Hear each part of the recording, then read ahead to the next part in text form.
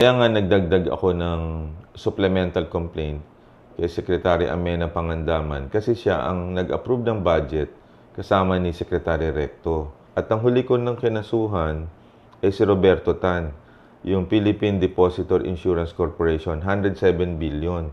Ito yung pondo na pagka nag-bank run at nalugi, yun ang magbibigay sa mga... Pati yun nawala? Nawala, 107 billion. So, ang nawala sa atin, 167 billion. Unaccounted? Unaccounted. Ang final kasi ng case ng mga petitioners ay yung 60 billion. Nakaligtaan yung PDIC funds. Pati yun nagalaw? Nagalaw.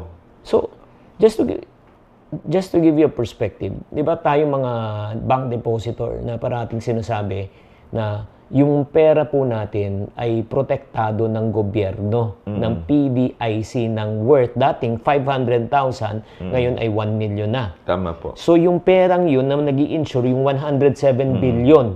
Tama po. So ang ibig sabihin niyan, pati yun nawawala? Pati yun kinuha. So pinapaimbestigahan ko yung presidente noon.